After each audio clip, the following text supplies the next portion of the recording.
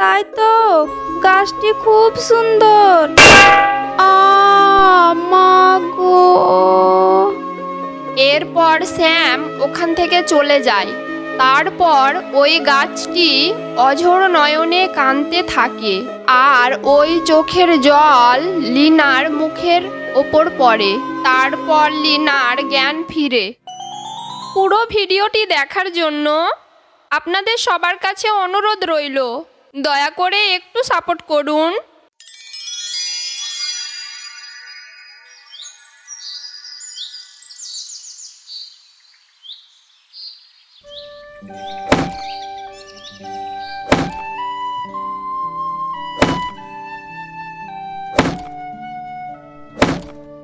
কিরে, কাট কাটা হলো?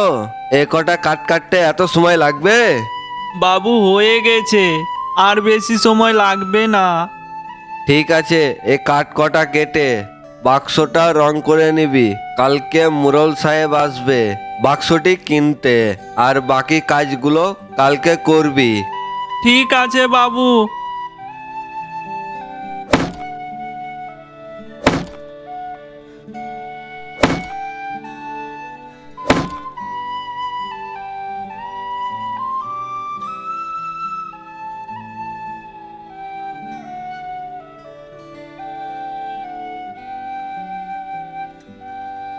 বাবু, সব কাজ তো হয়ে গেল। ঠিক আছে, কাজ হয়ে গেল তো এবার বাড়ি যা। কালকে সকাল সকাল চলে আসবি। ঠিক আছে বাবু।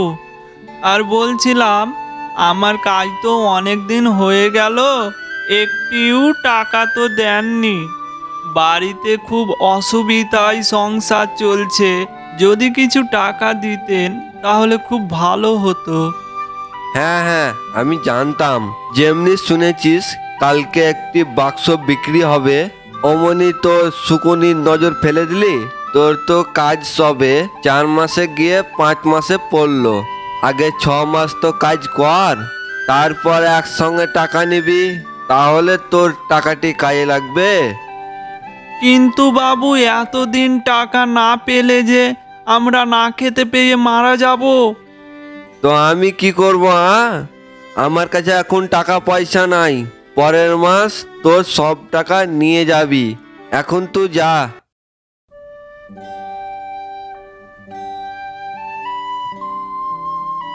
হ্যাঁ গো, মহাজন বাবু কি টাকা দিল? না গো, আজও টাকা দিল না, বলল পরের মাসে দিয়ে দেবে। কিন্তু অতদিন আমাদের সংসার চলবে কি করে? ঘরে যে আর এক ফোঁটাও চাল নেই। বলছিলাম বাবা, আমি কি একবার গিয়ে দেখব, যদি দেয়? না রে মা, তোকে যেতে হবে না, কালকে আর একবার গিয়ে বলে দেখি যদি দেয়। পরের দিন সকালে রামু কাজে গেল। তারপর বেঁচে থাকা কাঠগুলো আবার কাটতে লাগলো।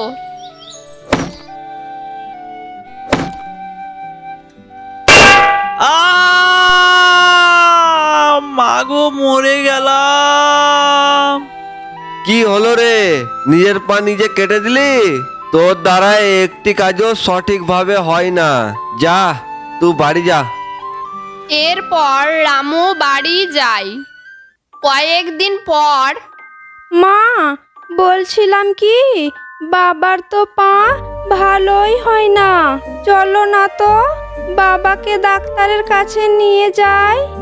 কি করে নিয়ে যাব রে মা?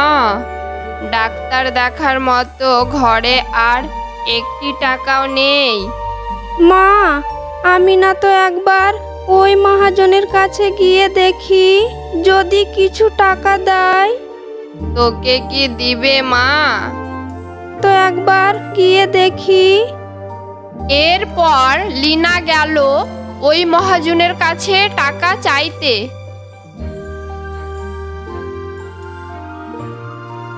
মহাজন আঙ্কেল, আমার বাবা তোমার এখানে কাজ করতে এসে পা কেটে গিয়েছিল। তারপর থেকে আমার বাবা খুব অসুস্থ হয়ে গেছে। ডাক্তার দেখাতে হবে। তো আমি কি করব?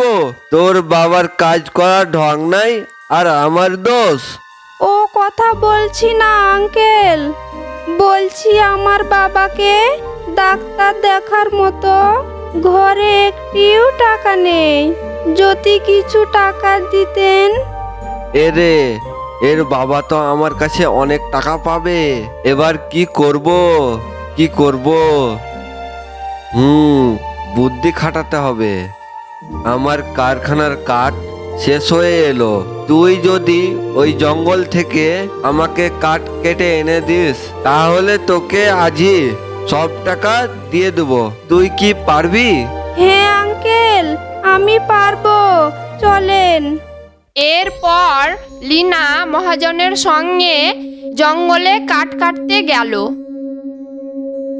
ওই দেখ, ওই গাছটি খুব সুন্দর। ওই গাছটিতে অনেক কাঠ পাওয়া যাবে। হ্যাঁ তাই তো, গাছটি খুব সুন্দর। মা গো! হা হা হা হা, আমার কাছ থেকে তুই টাকা নিবি? আমার কাছ থেকে টাকা নেওয়া এত সহজ নয়। বাবা মেয়েতে জ্বালিয়ে শেষ করে দিল, শুধু টাকা দাও টাকা দাও। থাক এবার এখানে পড়ে, জঙ্গলে হিংস্র জন্তুরা এসে খেয়ে যাবে। এরপর শ্যাম ওখান থেকে চলে যায়। তারপর ওই গাছটি অঝোর নয়নে কাঁদতে থাকে, আর ওই চোখের জল লিনার মুখের ওপর পড়ে। তারপর লিনার জ্ঞান ফিরে। তুমি আমাকে বাঁচালে, কিন্তু কে তুমি? আমি বনপরি। তাহলে তুমি এখানে এভাবে কেন আছো? কয়েক মাস আগে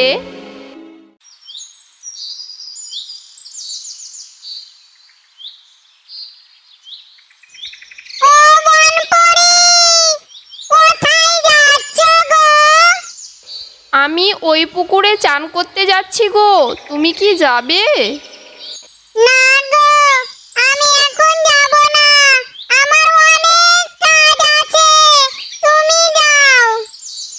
এরপর আমি আমার জাদুর ছড়িটি ওই পুকুরের কাছে রেখে চান করতে লাগি।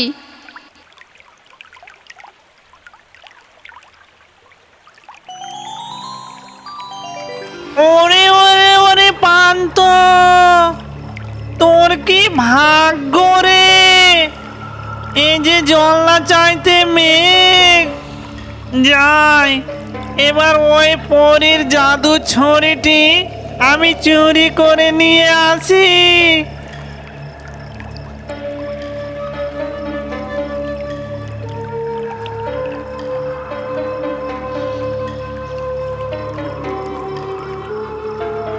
হা হা হা হা হা হা। এবার আমি অনেক শক্তিশালী ভূত হয়ে যাব। আমাকে আর কেউ পারবে না। আমি এই জঙ্গলের রাজা হয়ে যাব। হা হা হা হা হা হা হা। কি আনন্দ, কি আনন্দ!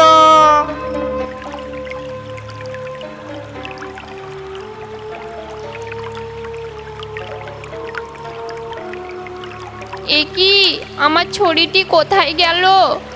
কে নিল আমার ছড়িটি?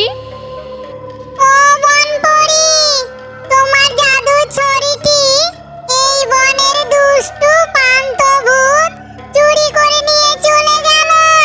এদিকে গেল, তুমি এখনই তাড়াতাড়ি যাও। এদিক ওদিক অনেকটা পথ খোঁজার পর দেখি একটি গাছের উপর ওই দুষ্টু ভূতটি বসে আছে। ওই দুষ্টু পান্তভূত, আমার জাদুর ছুরিটি ফিরিয়ে দে, নইলে আমি তোকে এখানেই শেষ করে দিব। হা হা হা হা হা। বলে কি রে, লেজবিহীন পড়ি, তোর কাছে তো এখন কোনো জাদুর শক্তি নেই। তুই আমাকে এখন মারবি কি করে? তোর জাদুর ছড়ি তো এখন আমার কাছে। তুই আমার জাদুর ছুরিটি ফিরিয়ে দে, নইলে কি করবি তুই? তোর ভৌতিক জীবন শক্তি কোথায় আছে আমি জানি। এখনই এনে তোকে পুড়িয়ে শেষ করে দিব। হা হা হা হা হা। তুই এখান থেকে বেঁচে ফিরে গেলেই তো।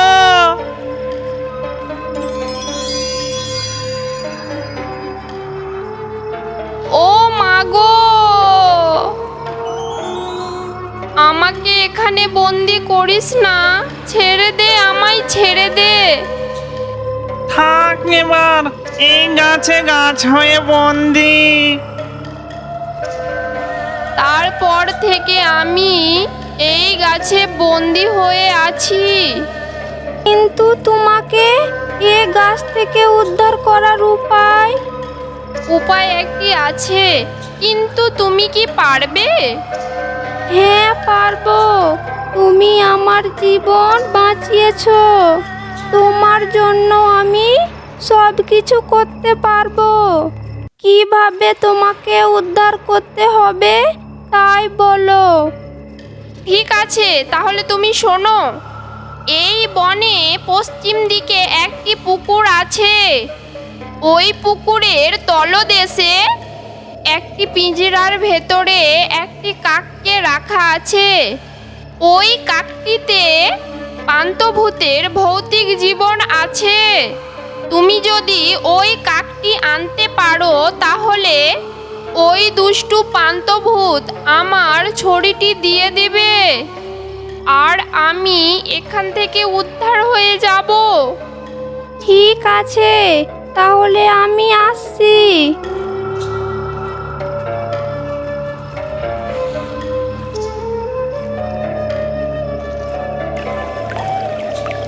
নিশ্চয় এই পুকুরটি হবে। এরপর লিনা ওই পুকুরের তলদেশে গিয়ে দেখে ওই কাকটিকে পিঞ্জরায় বন্দি করা রাখা আছে।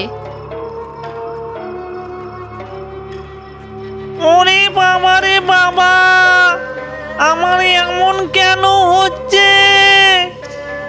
আমার গলাটা শুকিয়ে যাচ্ছে কেন? তার মানে নিশ্চয় আমার ভৌতিক জীবনের কাছে কেউ গিয়েছে।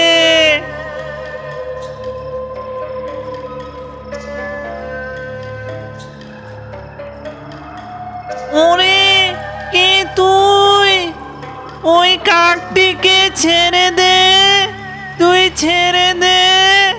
তোর দুটি পায়ে পড়ি, তার বিনিময়ে তুই যা চাইবি তাই দেব। দয়া করে ছেড়ে দে, আমার গলাটি শুকিয়ে যাচ্ছে যে। ঠিক আছে, তাহলে তুই আগে ওই পরীর জাদুর ছুরিটি আমাকে ফিরিয়ে দে, তারপর তোকে আমি এই কাকটি দিয়ে দেব। ঠিক আছে, এই নে। এরপর ওই জাদুর ছড়িটি নিয়ে পরীকে ওই গাছ থেকে উদ্ধার করে। তুমি আমার জীবন বাঁচিয়েছো, এবার তোমারও আমি সব কিছু ঠিক করে দেব। আমার সঙ্গে চলো। এরপর ওই দুষ্টু শ্যামকে উচিত শিক্ষা দেয়। মাগো, মরে গেলাম। এবং লিনার বাবাকেও সুস্থ করে দিল। তারপর সুখে শান্তিতে বাস করতে লাগলো। হ্যালো ভিউয়ার্স, আমার এই গল্পটি যদি ভালো লেগে থাকে তাহলে চ্যানেলটি সাবস্ক্রাইব করে বেল আইকনটি বাজিয়ে দিন।